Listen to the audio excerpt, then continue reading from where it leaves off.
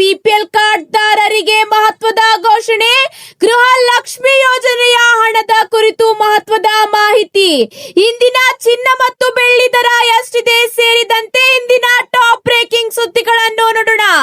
ಮಾಹಿತಿ ಇಷ್ಟವಾದಲ್ಲಿ ಲೈಕ್ ಮತ್ತು ಶೇರ್ ಮಾಡಿಕೊಳ್ಳಿ. ನೀವು ಇನ್ನೂ ಕೂಡ ನಮ್ಮ ಚಾನೆಲ್ ನ ಸಬ್ಸ್ಕ್ರೈಬ್ ಮಾಡಿಲ್ಲ ಅಂದ್ರೆ ಈ ಕೂಡಲೇ ಸಬ್ಸ್ಕ್ರೈಬ್ ಮಾಡಿಕೊಳ್ಳಿ. ಹಾಗಾದ್ರೆ ಬನ್ನಿ ವೀಕ್ಷಕರೇ, ಮೊದಲನೆಯ ಒಂದು ಟಾಪ್ ಬ್ರೇಕಿಂಗ್ ಸುದ್ದಿ ಏನಂತೂ ನೋಡೋಣ. ಅಮೆರಿಕ ಮತ್ತು ಇಸ್ರೇಲ್ ಇರಾನ್ ವಿರುದ್ಧ ಹೂಡಿರುವ ಯುದ್ಧ ಮತ್ತೆ ಆರಂಭವಾಗುವ ಸಾಧ್ಯತೆ ಇದೆ ಎಂದು ಇರಾನ್ ಸಶಸ್ತ್ರ ಪಡೆಗಳು ಎಚ್ಚರಿಸಿವೆ. ಅಮೆರಿಕವು ಯಾವುದೇ ಒಪ್ಪಂದಗಳು ಅಥವಾ ಸಂಧಿಗಳಿಗೆ ಬದ್ಧವಾಗಿಲ್ಲ ಎಂಬುದು ಲಭ್ಯವಿರುವ ಪುರಾವೆಗಳಿಂದ ಸಾಬೀತಾಗುತ್ತಿದೆ ಎಂದು ಇರಾನ್ ಪ್ರತಿಪಾದಿಸಿದೆ. ಹೌದು ವೀಕ್ಷಕರೇ, ಮತ್ತೊಂದು ಕಡೆ ಇರಾನ್ ನೀಡಿದ್ದ ಇತ್ತೀಚಿನ ಮಾತುಕತೆಯ ಪ್ರಸ್ತಾವನೆಯನ್ನು ಅಮೆರಿಕ ಅಧ್ಯಕ್ಷ ಡೊನಾಲ್ಡ್ ಟ್ರಂಪ್ ತಿರಸ್ಕರಿಸಿದ್ದಾರೆ. ಇರಾನ್ ಒಪ್ಪಿಕೊಳ್ಳದಾಗದಂತಹ ರಿಯಾಯಿತಿ ಕೇಳುತ್ತಿದೆ ಎಂದು ಅವರು ಅಸಮಾಧಾನ ವ್ಯಕ್ತಪಡಿಸಿದ್ದಾರೆ. ಯುದ್ಧ ವಿರಾಮದ ನಂತರ ಸಂಘರ್ಷ ಕೊನೆಗೊಂಡಿದೆ ಎಂದು ಟ್ರಂಪ್ ಹೇಳುತ್ತಿದ್ದರು. ಯುದ್ಧದ ಅಧಿಕಾರಕ್ಕೆ ಸಂಬಂಧಿಸಿದ ನಿರ್ಣಯಗಳನ್ನು ಅವರು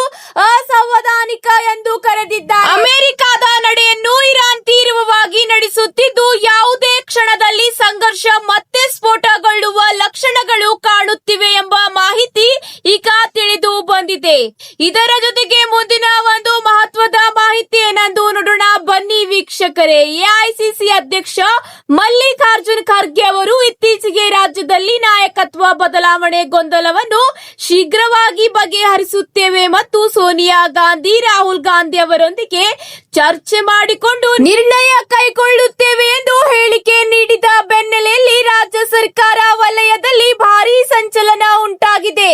ಹೌದು, ಈ ಹೇಳಿಕೆ ನಂತರ ರಾಜ್ಯ ಸರ್ಕಾರ ಕಾಂಗ್ರೆಸ್ನ ಪ್ರಮುಖ ನಾಯಕರು ರಹಸ್ಯವಾಗಿ ಸಭೆ ಸೇರಿ ಮುಂದಿನ ರಾಜಕೀಯ ನಡೆಗಳ ಕುರಿತು ಚರ್ಚೆ ನಡೆಸುತ್ತಿದ್ದಾರೆ. ಹೌದು ವೀಕ್ಷಕರೇ, ಒಂದು ವೇಳೆ ಹೈಕಮಾಂಡ್ ನಾಯಕತ್ವ ಬದಲಾವಣೆ ಮಾಡುವ ಪ್ರಸ್ತಾವನೆ ಮುಂದಿಟ್ಟರೆ ಸಿದ್ದರಾಮಯ್ಯ ಅವರನ್ನೇ ಮುಖ್ಯಮಂತ್ರಿಯಾಗಿ ಮುಂದುವರಿಸಲು ಕೆಲವು ಬಲವಾದ ನಾಯಕರು ನಿರ್ಧರಿಸಿದ್ದಾರೆ. ಇದಕ್ಕೆ ಮುಖ್ಯವಾಗಿ ಅವರು ಮುಂದಿಡುವ ಕಾರಣವೇನೆಂದರೆ ಸಿದ್ದರಾಮಯ್ಯ ನೇತೃತ್ವದಲ್ಲಿ ಸರ್ಕಾರ ಮಹತ್ವಾಕಾಂಕ್ಷಿ ಗ್ಯಾರಂಟಿ ಯೋಜನೆಗಳು ಯಶಸ್ವಿಯಾಗಿ ನಡೆಯುತ್ತಿವೆ. ಆದರೆ ಒಂದು ಕಡೆ ಇನ್ನೊಂದು ಪ್ರಮುಖವಾದ ಮಾಹಿತಿ ಬಂದಿದೆ. ಮುಖ್ಯಮಂತ್ರಿ ಸಿದ್ದರಾಮಯ್ಯ ಅವರು ಎಲ್ಲಾ ಇಲಾಖೆಗಳ ಸರ್ಕಾರದ ಅಪರ ಮುಖ್ಯ ಕಾರ್ಯದರ್ಶಿಗಳು, ಪ್ರಧಾನ ಕಾರ್ಯದರ್ಶಿಗಳು ಸೇರಿದಂತೆ ಹಲವಾರು ಸಭೆ ನಡೆಸಿದ್ದಾರೆ. ಕಳೆದ ವರ್ಷದ ಬಜೆಟ್ನ 15 ಘೋಷಣೆ ಜಾರಿ ಇನ್ನೂ ಆಗಿಲ್ಲ. ಹೌದು ವೀಕ್ಷಕರೇ, ಸಿದ್ದರಾಮಯ್ಯ ಇದಕ್ಕೆ ಗರಂ ಕೂಡ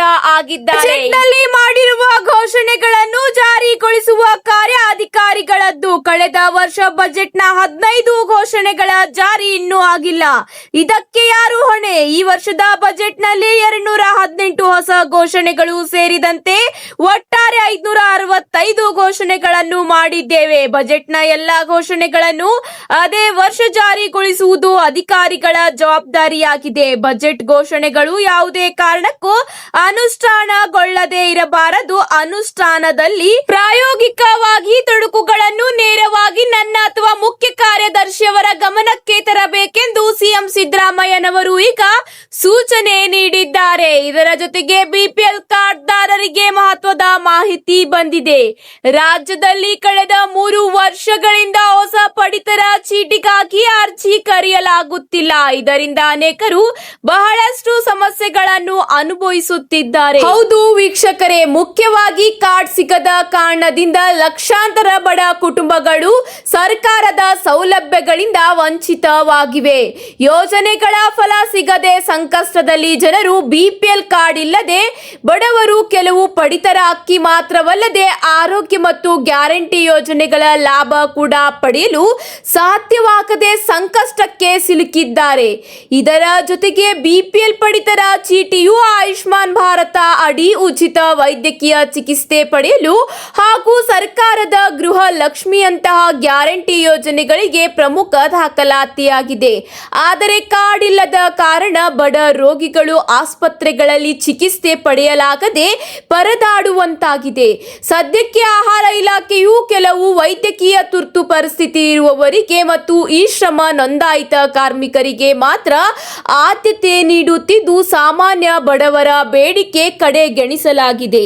ಹೌದು ಸ್ನೇಹಿತರೆ, ಅಂಕಿಅಂಶಗಳ ಪ್ರಕಾರ ಈಗಾಗಲೇ 1.54 ಕೋಟಿ ಪಡಿತರ ಚೀಟಿಗಳಿದ್ದು 5.45 ಕೋಟಿ ಫಲಾನುಭವಿಗಳಿದ್ದಾರೆ. ಕೆಲವು ಫಲಾನುಭವಿಗಳು ಹೊಸ ಕಾರ್ಡ್ಗಾಗಿ ಕಾಯುತ್ತಿದ್ದಾರೆ. ಇನ್ನೊಂದು ಕಡೆ ತಾಂತ್ರಿಕ ನೆಪ ಮತ್ತು ವಿಳಂಬ ಅನರ್ಹ ಪಡಿತರ ಚೀಟಿಗಳ ರದ್ದತಿ ಮತ್ತು ಕೆವೈಸಿ ಅಪ್ಡೇಟ್ ಪ್ರಕ್ರಿಯೆ ನೆಪದಲ್ಲಿ ಸರ್ಕಾರ ಹೊಸ ಅರ್ಜಿ ಸ್ವೀಕಾರವನ್ನು ಮುಂದೂಡುತ್ತಾ ಬಂದಿದೆ. ಈ ವಿಳಂಬ ನೀತಿಯಿಂದಾಗಿ ಕೂಲಿ ಕಾರ್ಮಿಕ ಮತ್ತು ಕೆಳ ಮಧ್ಯಮ ವರ್ಗದವರು ಮುಕ್ತ ಮಾರುಕಟ್ಟೆಯಲ್ಲಿ ದುಬಾರಿ ಬೆಲೆಗೆ ದಿನಸಿ ಖರೀದಿಸುವ ಅನಿವಾರ್ಯತೆಗೆ ಈಗ ಸಿಲುಕಿದ್ದಾರೆ. ಮರಣ ಹೊಂದಿದವರು ಮತ್ತು ಅನರ್ಹರ ಕಾರ್ಡ್ಗಳನ್ನು ರದ್ದುಗೊಳಿಸಿ ಆ ಸ್ಥಾನದಲ್ಲಿ ತಕ್ಷಣವೇ ಅರ್ಹರಿಗೆ ಹೊಸ ಕಾರ್ಡ್ ನೀಡಬೇಕು ಎಂಬುದು ಸಾರ್ವಜನಿಕರ ಆಗ್ರಹವಾಗಿದೆ. ಸದ್ಯಕ್ಕೆ ಸರ್ಕಾರ ಅನರ್ಹರ ಕಾರ್ಡ್ಗಳನ್ನು ರದ್ದು ಮಾಡುತ್ತಿದ್ದು ಶೀಘ್ರದಲ್ಲೇ ಹೊಸ ಅರ್ಜಿ ಕರೆಯಲಿದೆ ಎಂಬ ಮಾಹಿತಿಗಳು ಕೂಡ ತಿಳಿದು ಬರುತ್ತಿವೆ. ಇದರ ಜೊತೆಗೆ ಮುಂದಿನ ಒಂದು ಅಪ್ಡೇಟ್ ಏನೆಂದು ನೋಡೋಣ ಬನ್ನಿ ವೀಕ್ಷಕರೇ. ಎಲ್ಪಿಜಿ ಗ್ರಾಹಕರಿಗೆ ಮಹತ್ವದ ಮಾಹಿತಿ ಬಂದಿದೆ. ಎಲ್ಪಿಜಿ ಸಿಲಿಂಡರ್ ಬಳಸುತ್ತಿದ್ದೀರಾ? ಹಾಗಾದರೆ ಇಂದಿನಿಂದಲೇ ಕೆಲವು ನಿಯಮಗಳು ಜಾರಿ ಬರಲಿದೆ. ಹೌದು ಸ್ನೇಹಿತರೆ, ವಾಣಿಜ್ಯ ಸಿಲಿಂಡರ್ ಬೆಲೆ ಈಗಾಗಲೇ 993 ರೂಪಾಯಿಗೆ ಭಾರಿ ಬೆಲೆಯಲ್ಲಿ ಏರಿಕೆಯಾಗಿದೆ.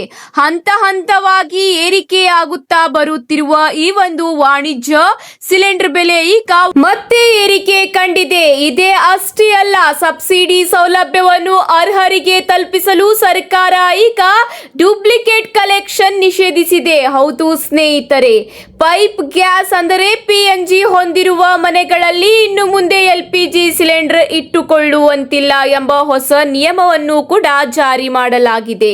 ಉಜ್ವಲ ಯೋಜನೆಯ ಫಲಾನುಭವಿಗಳಿಗೆ ಈ ಕೆವೈಸಿ ಕಡ್ಡಾಯ ಮಾಡಲಾಗಿದೆ.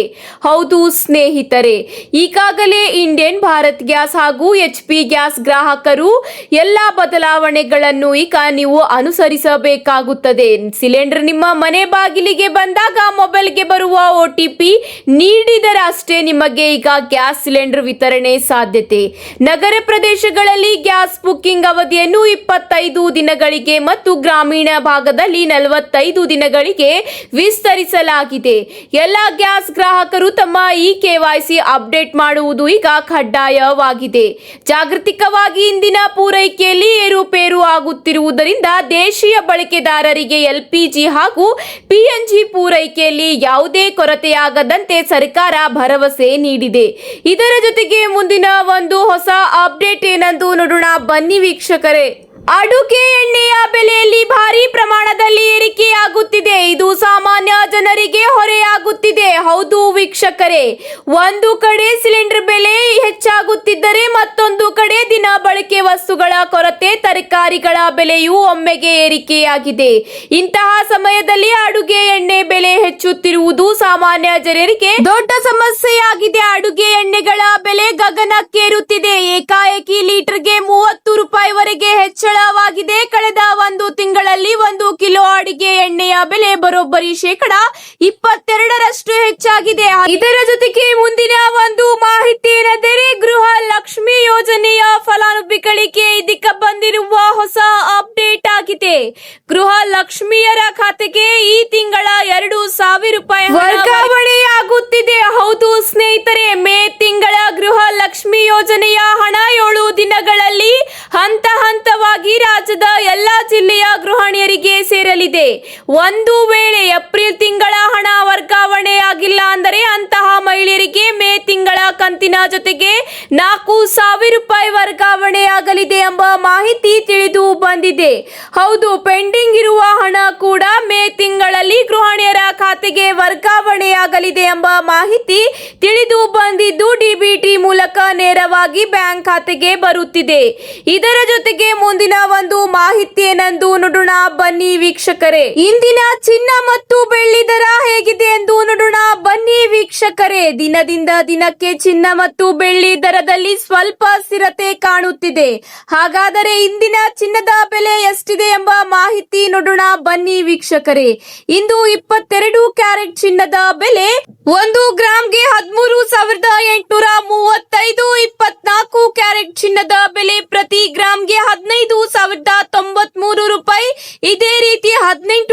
ಚಿನ್ನದ ಬೆಲೆ 1 ಗ್ರಾಂಗೆ 11,320 ರೂಪಾಯಿ ಆಗಿದೆ.